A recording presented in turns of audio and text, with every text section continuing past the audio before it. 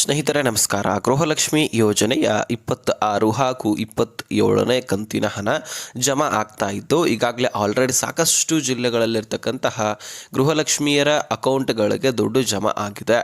ಇನ್ನು ಈ 4,000 ದುಡ್ಡು ಅಷ್ಟೇ ಅಲ್ಲ ಸ್ನೇಹಿತರೆ, 8,000ವರೆಗೂ ಕೂಡ ದುಡ್ಡು ಜಮಾ ಆಗ್ತಾ ಇದ್ದು, ಬನ್ನಿ ಹಾಗಾದರೆ ಲೈವ್ ಪ್ರೂಫ್ ಸಮೇತ ನಿಮಗೆ ಮಾಹಿತಿಯನ್ನು ತಿಳಿಸ್ಕೊಡುವಂತಹ ಪ್ರಯತ್ನ ಮಾಡ್ತೀನಿ. ಯಾವ ಯಾವ ಜಿಲ್ಲೆಗಳಿಗೆ ಈಗಾಗಲೇ ದುಡ್ಡು ಬಂದಿದೆ, ಇವತ್ತು ಯಾವ ಯಾವ ಜಿಲ್ಲೆಗಳಿಗೆ ದುಡ್ಡು ಬರ್ತಾ ಇದೆ, ಹಾಗೆ ಎಷ್ಟು ಕಂತುಗಳು ಪೆಂಡಿಂಗ್ ಉಳಿದಿದ್ದಾವೆ, ಅದೇ ರೀತಿಯಾಗಿ ಸರ್ಕಾರದಿಂದ ಅಂದರೆ ಹಣಕಾಸು ಇಲಾಖೆಯಿಂದ ಮಹಿಳಾ ಮತ್ತು ಮಕ್ಕಳ ಕಲ್ಯಾಣ ಇಲಾಖೆಗೆ ಎಷ್ಟು ದುಡ್ಡು ರಿಲೀಸ್ ಆಗಿದೆ, ಇದ್ರ ಎಲ್ಲದರ ಬಗ್ಗೆ ನಾವು ಮಾಹಿತಿಯನ್ನು ನೋಡ್ತಾ ಹೋಗೋಣ. ಸುತ್ತೀರ ಇಂಪಾರ್ಟೆಂಟ್ ಮಾಹಿತಿ, ರಾಜ್ಯದ ಎಲ್ಲ ಗೃಹಲಕ್ಷ್ಮಿಯರು ಕೂಡ ಈ ವಿಡಿಯೋನ ನೋಡಲೇಬೇಕಾದಂತಹ ವಿಷಯ.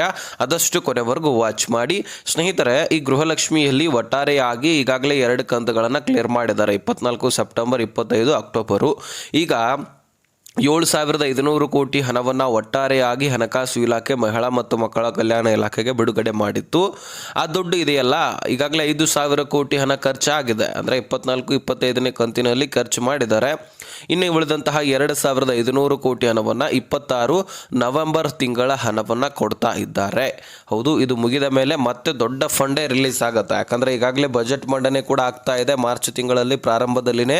ಸೊ ಬಜೆಟ್ ಮಂಡನೆ ಆಗಿದ್ದೆ ಆದರೆ ಈ ಗೃಹಲಕ್ಷ್ಮಿಗೋಸ್ಕರನೇ ಸಾಕಷ್ಟು ದುಡ್ಡನ್ನು ಮೀಸಲಿಡಲಾಗುತ್ತೆ. ಟೋಟಲಿ ಗ್ಯಾರಂಟಿ ಯೋಜನೆಗಳಿಗಾಗಿ 50,000 ಕೋಟಿಗಿಂತ ಹೆಚ್ಚಿನ ದುಡ್ಡನ್ನೇ ಮೀಸಲಿಡಲಾಗ್ತದೆ. ಹಾಗಾದರೆ ಈಗ ಈ 26ನೇ ಕಂತಿನ ಹಣ ದುಡ್ಡು ಹಣಕಾಸು ಇಲಾಖೆಯಿಂದ ಮಹಿಳಾ ಮತ್ತು ಮಕ್ಕಳ ಕಲ್ಯಾಣ ಇಲಾಖೆ ಹತ್ರ ಆಲ್ರೆಡಿ ಬಂದಾಗಿದೆ. ಅಲ್ಲಿಂದ ಡೈರೆಕ್ಟಾಗಿ DBT ಟ್ರೆಜರಿಗೆ ಪುಷ್ ಆಗೋದಿಲ್ಲ ಸ್ನೇಹಿತರೆ, ಅಲ್ಲಿಂದ ಗ್ರಾಮ ಪಂಚಾಯಿತಿಗಳಿಗೆ ದುಡ್ಡು ಹೋಗುತ್ತೆ. ಎಷ್ಟು? 35 ತಾಲೂಕು ಗ್ರಾಮ ಪಂಚಾಯಿತಿಗಳು, ಅವುಗಳು ಬೆಂಗಳೂರು ನಗರ ಮತ್ತು ಬೆಂಗಳೂರು ಗ್ರಾಮಾಂತರ ಸುತ್ತಮುತ್ತ ಇರತಕ್ಕಂತಹ 35 ತಾಲೂಕು ಗ್ರಾಮ ಪಂಚಾಯಿತಿಗಳಾಗಿದ್ದು, ಆ ಒಂದು ಗ್ರಾಮ ಪಂಚಾಯಿತಿಗಳಿಗೆ ದುಡ್ಡನ್ನು ಕಳುಹಿಸಲಾಗುತ್ತೆ. ಅಲ್ಲಿರ್ತಕ್ಕಂತಹ ಪ್ರೊಸೆಸರನ್ನು ಮುಗಿಸ್ಕೊಳ್ಳಲಾಗತ್ತೆ. ಮೊದಲಿಗೆ ಮಹಿಳಾ ಮತ್ತು ಮಕ್ಕಳ ಕಲ್ಯಾಣ ಇಲಾಖೆಯಲ್ಲಿನೇ ಎಲ್ಲವೂ ಮುಗಿತಾ ಇತ್ತು, ಆದರೆ ಅದರದೇ ಆದಂತಹ ಸಾಕಷ್ಟು ಕೆಲಸ ಕಾರ್ಯಗಳು ಇರುವಂತಹ ಕಾರಣಕ್ಕಾಗಿ ಸಚಿವೆ ಲಕ್ಷ್ಮೀ ಹೆಬ್ಬಾಳ್ಕರ್ ಹೆಚ್ಚುವರಿ ಕೆಲಸವನ್ನು ಗ್ರಾಮ ಪಂಚಾಯಿತಿಗಳಿಗೂ ಕೂಡ ವಹಿಸಿದ್ದಾರೆ. ಹೀಗಾಗಿ ಅಲ್ಲಿರ್ತಕ್ಕಂತಹ ಅಲ್ಪ ಸ್ವಲ್ಪ ಪ್ರೊಸೆಸರನ್ನು ಮತ್ತು ಮಹಿಳಾ ಮತ್ತು ಮಕ್ಕಳ ಕಲ್ಯಾಣ ಇಲಾಖೆಗೆ ಕಳುಹಿಸಿ ಮುಗಿಸ್ಕೊಂಡು ತದನಂತರ ಅಲ್ಲಿಂದ DBT ಟ್ರೆಜರಿಗೆ ಪುಷ್ ಮಾಡಲಾಗುತ್ತೆ. DBT ಟ್ರೆಜರಿಗೆ ಪುಷ್ ಮಾಡಿದ ದುಡ್ಡನ್ನು ಬ್ಯಾಂಕ್ಗಳು ಅಪ್ಡೇಟ್ ಮಾಡ್ಕೊಳ್ತವೆ.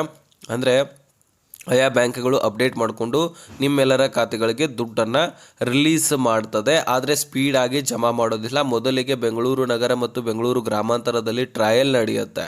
ಏನಾದರೂ ತಾಂತ್ರಿಕ ದೋಷ ಆಗುತ್ತಾ ಅಥವಾ ಇನ್ಯಾವುದೋ ದೋಷ ಆಗುತ್ತಾ ಅಂತಕ್ಕಂಥದ್ದನ್ನು ಕಂಡು ಹಿಡಿಲಿಕ್ಕೆ ಅಲ್ಲಿ ಕಳುಹಿಸಿ ಒಂದು ಸ್ವಲ್ಪ ಚೆಕ್ ಮಾಡಲಾಗುತ್ತೆ. ತಾಂತ್ರಿಕ ದೋಷ ಆಗುತ್ತಾ ಅಂತ ನೋಡಲಾಗುತ್ತೆ ಅಥವಾ ಇನ್ಯಾವುದೋ ದೋಷ ಅಂತ ನೋಡಲಾಗುತ್ತೆ.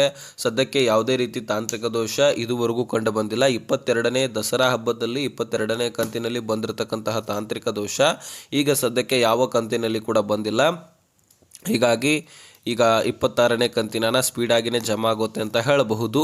ಸೊ ಇದು ಬೆಂಗಳೂರು ನಗರ ಮತ್ತು ಬೆಂಗಳೂರು ಗ್ರಾಮಾಂತರ ಸೇರಿದಂತೆ ವಿಜಯನಗರ, ಧಾರವಾಡ, ಯಾದಗಿರಿ, ಬೆಳಗಾವಿ, ಉತ್ತರ ಕನ್ನಡ, ಬೀದರ, ಕೊಡಗು, ಕೊಪ್ಪಳ, ಚಿಕ್ಕಮಗಳೂರು, ಮಂಗಳೂರು, ಚಿತ್ರದುರ್ಗ, ದಾವಣಗೆರೆ ಈ ಎಲ್ಲ ಜಿಲ್ಲೆಗಳಲ್ಲಿರ್ತಕ್ಕಂತಹ ಗೃಹಲಕ್ಷ್ಮಿಯರ ಖಾತೆಗಳಿಗೆ ದುಡ್ಡನ್ನು ಬಿಡುಗಡೆ ಮಾಡಲಾಗ್ತಾ ಇದೆ. ಯಾರು ಕೂಡ ತಲೆ ಕೆಡಿಸ್ಕೊಳ್ಳುವಂತಹ ಅವಶ್ಯಕತೆ ಇಲ್ಲ. ಸೊ ಬರೀ 26ನೇ ಕಂತಿನ ಹಣ ಅಷ್ಟೇ ಅಲ್ಲ ಸ್ನೇಹಿತರೆ, 27ನೇ ಡಿಸೆಂಬರ್ ತಿಂಗಳ ಹಣ ಕೂಡ ಬಿಡುಗಡೆ ಆಗ್ತಾ ಇದೆ. ಸೊ ಈಗಾಗಲೇ 7,500 ಕೋಟಿ 26ನೇ ಕಂತಿನ ಹಣ ನವೆಂಬರ್ ತಿಂಗಳ ಹಣವನ್ನು ಕೊಟ್ಟರೆ ಮುಗಿದೋಗುತ್ತೆ. ಇನ್ನು ಒಮ್ಮೆಲೆ ಮತ್ತೆ 7,500 ಕೋಟಿ ಅಥವಾ 10,000 ಕೋಟಿ ಹಣ ಬಿಡುಗಡೆ ಆಗುವಂತಹ ಸಾಧ್ಯತೆ ಇದೆ. ಯಾಕಂದರೆ ಜನವರಿ ತಿಂಗಳ ಹಣ ಬರಬೇಕು ಈ ವರ್ಷದಲ್ಲಿ, 28ನೇ ಕಂತಿನ ಹಣ. ಹಾಗೆ ಫೆಬ್ರವರಿ ಕೂಡ ಮುಗಿತಾ ಬಂತು, ಇನ್ನೇನು ಮಾರ್ಚ್ ಪ್ರಾರಂಭವಾಗುತ್ತೆ. ಹೀಗಾಗಿ ಫೆಬ್ರವರಿ ತಿಂಗಳ ಹಣ ಕೂಡ ಕೊಡಬೇಕು. ಹೀಗಾಗಿ 26, 27, 28, 29 ಈ 4 ತಿಂಗಳ ಹಣವನ್ನು ಸರ್ಕಾರ ಪೆಂಡಿಂಗ್ ಉಳಿಸ್ಕೊಂಡಿದೆ. ಇವುಗಳನ್ನು ಕ್ಲಿಯರ್ ಮಾಡಬೇಕು. ಜೊತೆಗೆ ನಿಮಗೆ ಗೊತ್ತಿದೆ, ಹೋದ ವರ್ಷದಲ್ಲಿ ಫೆಬ್ರವರಿ ಮಾರ್ಚ್ ತಿಂಗಳ ಹಣವನ್ನು ಕೊಟ್ಟಿಲ್ಲ ಅಂತ. ಹೌದು, 2025ರ ಪ್ರಾರಂಭದಲ್ಲಿನೇ ಜನವರಿ ತಿಂಗಳಾದ ಬಳಿಕ ಏಪ್ರಿಲ್ ತಿಂಗಳ ಹಣವನ್ನು ಸರ್ಕಾರ ಕೊಟ್ಟಿತ್ತು.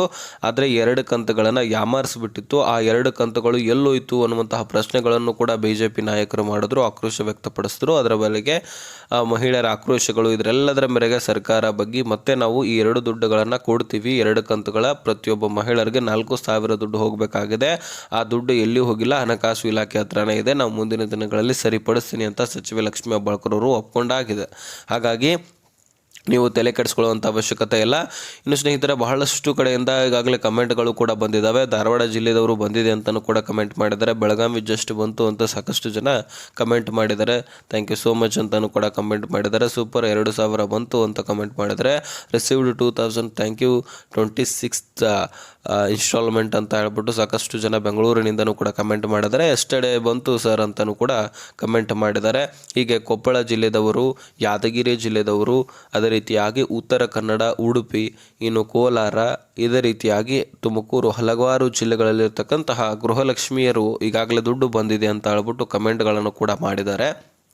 ಆದರೆ ಇಲ್ಲಿ 2 ಲಕ್ಷಕ್ಕಿಂತ ಹೆಚ್ಚಿನ ಗೃಹಲಕ್ಷ್ಮಿಯರ ಖಾತೆಗಳಿಗೆ ದುಡ್ಡು ನಾವು ಹಾಕೋದಿಲ್ಲ ಅಂತ ಹೇಳ್ಬಿಟ್ಟು ಸಚಿವೆ ಲಕ್ಷ್ಮೀ ಹೆಬ್ಬಾಳ್ಕರ್ ಅವರು ತಿಳಿಸಿದ್ದಾರೆ. ಯಾಕೆ, ಏನಾಗಿದೆ, ಕಾರಣ ಏನು, ಯಾಕೆ ಅಷ್ಟು ಜನರಿಗೆ ದುಡ್ಡು ಬರೋದಿಲ್ಲ, ಏನು ಮತ್ತೇನು ಹೊಸ ರೂಲ್ಸ್ ತಂದ್ರಪ್ಪ ಇವರು ಅಂತ ನೀವು ಭಯ ಆಗಬಹುದಂತಹ ಅವಶ್ಯಕತೆ ಏನಿಲ್ಲ. ಸ್ನೇಹಿತರೆ, ಆ 2 ಲಕ್ಷ ಫಲಾನುಭವಿಗಳು, ಅದರಲ್ಲಿ ಮುಖ್ಯವಾಗಿ ಹಳ್ಳಿಯಲ್ಲಿರ್ತಕ್ಕಂತಹ ಫಲಾನುಭವಿಗಳು, ಅವರ ಬ್ಯಾಂಕ್ ಅಕೌಂಟ್ಗಳು ಚಾಲ್ತಿಯಲ್ಲಿ ಇಲ್ಲ. ಇದು ಸಾಮಾನ್ಯವಾದ ವಿಚಾರ ಅಲ್ಲ. ನೀವು ಸಾಮಾನ್ಯವಾಗಿ ತೆಗೆದುಕೊಂಡ್ರೆ ನಿಮಗೆ ರೇಷನ್ ಏನೋ ಸಿಗುತ್ತೆ, ಆದರೆ ಗೃಹಲಕ್ಷ್ಮಿ ದುಡ್ಡು ಖಂಡಿತವಾಗ್ಲೂ ಸಿಗೋದಿಲ್ಲ. ನಾನು ಹೇಳ್ತಾ ಇದ್ದೀನಿ, ಕರೆಕ್ಟಾಗಿ ಕೇಳಿಸ್ಕೊಳ್ಳಿ. ಈ ಗೃಹಲಕ್ಷ್ಮಿ ದುಡ್ಡು ಬೇಕಂದ್ರೆ ಬ್ಯಾಂಕ್ ಅಕೌಂಟು ರೆಡಿ ಇರಬೇಕಲ್ವಾ. ಸೊ ಬಹಳಷ್ಟು ಜನ ಏನು ಮಾಡ್ತೀರಿ, ಅದರಲ್ಲಿ ಹಳ್ಳಿಯಲ್ಲಿರ್ತಕ್ಕಂತಹ ಮಹಿಳೆಯರ ಹತ್ರ ಆ್ಯಂಡ್ರಾಯ್ಡ್ ಫೋನ್ ಇರೋದಿಲ್ಲ ಮೊದಲನೇದಾಗಿ. ಇನ್ನು ಇತ್ತಂದರೆ ಗೂಗಲ್ ಪೇ ಅಥವಾ ಫೋನ್ಪೇ, ಪೇಟಿಎಮ್ ಮುಖಾಂತರ ವ್ಯವಹಾರಗಳನ್ನು, ಅಂದರೆ ಫೋನ್ಪೇ ಮಾಡೋದು ಅಥವಾ ಡೆಬಿಟು ಕ್ರೆಡಿಟು ಅಂತ ಹೇಳ್ಬಿಟ್ಟು ನೀವು ವಹಿವಾಟು ಆನ್ಲೈನ್ನಲ್ಲಿ ಟ್ರಾನ್ಸಾಕ್ಷನ್ ಮಾಡಿಸ್ತಾ ಇದ್ದರೆ ತೊಂದರೆ ಇರೋದಿಲ್ಲ. ಇನ್ನು ಟ್ರಾನ್ಸಾಕ್ಷನ್ ಆನ್ಲೈನ್ನಲ್ಲಿ ಕೂಡ ಮಾಡೋದಿಲ್ಲ, ಇನ್ನು ಬ್ಯಾಂಕ್ಗಳಿಗೆ ಹೋಗಿ ಈ ದುಡ್ಡಿನ ವಹಿವಾಟುವನ್ನೇ ನಾವು ಮಾಡೋದಿಲ್ಲ, ನಮ್ಮ ಗಂಡಂದಿರು ಮಾಡ್ತಾರೆ, ಹೀಗಾಗಿ ಅವರ ಹತ್ರನೇ ದುಡ್ಡು ಇರುತ್ತೆ, ಅವರೇ ವ್ಯವಹಾರ ಮಾಡ್ಕೊಳ್ತಾರೆ ಅಂತ ನೀವು ಅನ್ನೋದಾದರೆ, ಈ ಗೃಹಲಕ್ಷ್ಮಿ ಯೋಜನೆಗೆ ಅವರ ಅಕೌಂಟ್ ಲಿಂಕ್ ಆಗಿರೋದಿಲ್ಲ, ನಿಮ್ಮ ಅಕೌಂಟ್ ಲಿಂಕ್ ಆಗಿರುತ್ತೆ. ಹೀಗಾಗಿ ನಿಮ್ಮ ಅಕೌಂಟ್ನಲ್ಲಿ ಟ್ರಾನ್ಸಾಕ್ಷನ್ ಆಗ್ತಾ ಇರಬೇಕು, ಬ್ಯಾಂಕ್ ಅಕೌಂಟು ಚಾಲ್ತಿಯಲ್ಲಿ ಇರಬೇಕು. ಆಗ ಮಾತ್ರ ನಿಮ್ಮ ಖಾತೆಗಳಿಗೆ ದುಡ್ಡು ಜಮಾ ಆಗ್ಲಿಕ್ಕೆ ಸಾಧ್ಯ. ಸೊ ನಿಮ್ಮ ಅಕೌಂಟು ಚಾಲ್ತಿಯಲ್ಲಿ ಇರಲಿಲ್ಲ ಅಂದರೆ ಬೇಗನೆ ಬ್ಯಾಂಕ್ಗೆ ಹೋಗಿ ಈ KYC ಮಾಡಿಸ್ಕೊಂಡು ದುಡ್ಡು ಹಾಕೋದು ತೆಗೆದು ಒಂದು ಸಾರಿ ಮಾಡಿ ಮತ್ತೆ ಓಪನ್ ಆಗುತ್ತೆ. ತದನಂತರ ಎಂದಿನಂತೆ ಮತ್ತೆ ನಿಮಗೆ ದುಡ್ಡು ಜಮಾ ಆಗಲಿಕ್ಕೆ ಸ್ಟಾರ್ಟ್ ಆಗುತ್ತೆ.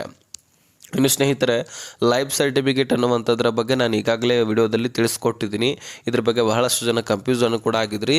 ಇದು ಎಲ್ಲರೂ ಕೊಡಬೇಕಂತೇನಿಲ್ಲ, ಯಾರಿಗೆ ದುಡ್ಡು ಬರೋದು ನಿಂತೋಗಿದೆ ಅವರು ಮಾತ್ರ ಕೊಡಬೇಕು. ಯಾಕೆ ಕೊಡಬೇಕು, ಅದರಲ್ಲಿ ಮುಖ್ಯಸ್ಥಿಯರು ತೀರಿ ಹೋಗಿದ್ರು ಸಹಿತ ಬಹಳಷ್ಟು ಫಲಾನುಭವಿಗಳು ಹಾಗೆ ದುಡ್ಡನ್ನು ಪಡ್ಕೊಳ್ತಾ ಇದ್ದಾರಂತೆ. ಹಾಗಾಗಿ ಸರ್ಕಾರ ಹೇಳ್ತಾ ಇದೆ, ಸೊ ನಾವು ದುಡ್ಡನ್ನು ನಿಮ್ಗೆ ಹಾಕಬೇಕಂದ್ರೆ ನೀವು ಎಲಿಜಿಬಲ್ ಇದ್ದೀರಿ, ನೀವು ಬದುಕಿದಿರಿ ಅಂತ ಹೇಳ್ಬಿಟ್ಟು ನೀವು ಪ್ರೂವ್ ಮಾಡಬೇಕು ಅಂತ ತಿಳಿಸ್ತಾ ಇದೆ. ಹಾಗಾದರೆ ಏನು ಪ್ರೂವ್ ಮಾಡಬೇಕು ಅಂತ ನೀವು ಕೇಳಬಹುದು. ಲೈಫ್ ಸರ್ಟಿಫಿಕೇಟ್ ಅಂದರೆ ಜೀವಿತ ಪ್ರಮಾಣ ಪತ್ರವನ್ನು ನೀವು ಯಾವ ಬ್ಯಾಂಕನ್ನು ನೀವು ಲಿಂಕ್ ಮಾಡಿರ್ತೀರಿ ಗೃಹಲಕ್ಷ್ಮಿ ಯೋಜನೆಗೆ, ಆ ಬ್ಯಾಂಕಿಗೆ ಹೋಗಿ ಅಲ್ಲಿರ್ತಕ್ಕಂತಹ ಅಧಿಕಾರಿಗಳ ಹತ್ರ ನಿಮ್ಮ ಜೀವಿತ ಪ್ರಮಾಣ ಪತ್ರವನ್ನು ನೀವೇ ಖುದ್ದಾಗಿ ಹೋಗಿ ಸಬ್ಮಿಟ್ ಮಾಡಬೇಕು. ಅಥವಾ ನಿಮಗೆ ವಯಸ್ಸಾಗಿದೆ, ಹೋಗ್ಲಿಕ್ಕಾಗಲಿಲ್ಲ ಅಂತ ಅನ್ನೋದಾದರೆ ಕುಟುಂಬಸ್ಥರನ್ನು ಕಳುಹಿಸಿ ಲೈಫ್ ಸರ್ಟಿಫಿಕೇಟನ್ನು ಕೊಟ್ಟು ವಿಡಿಯೋ ಕಾಲ್ನ ಮುಖಾಂತರ ಕನ್ಫರ್ಮ್ ಮಾಡಿದ್ರೆ ಸಾಕು, ಮತ್ತು ನಿಮಗೆ ಎಂದಿನಂತೆ ದುಡ್ಡು ಜಮಾ ಆಗುತ್ತೆ. ಸೊ ಇದಿಷ್ಟು ಇನ್ಫಾರ್ಮೇಷನ್ ಆಗಿತ್ತು, ನಿಮಗೆ ತಿಳಿಸ್ತೀನಿ. ಅರ್ಥ ಆಗಿದ್ದಲ್ಲಿ ನೆಕ್ಸ್ಟ್ ಮಾಹಿತಿಯಲ್ಲಿ ಸಿಗೋಣ. ಲಿಸನ್ ಕಬಾಯ್ ಬೇಡಿಗರ್ ಫ್ರೆಂಡ್ಸ್.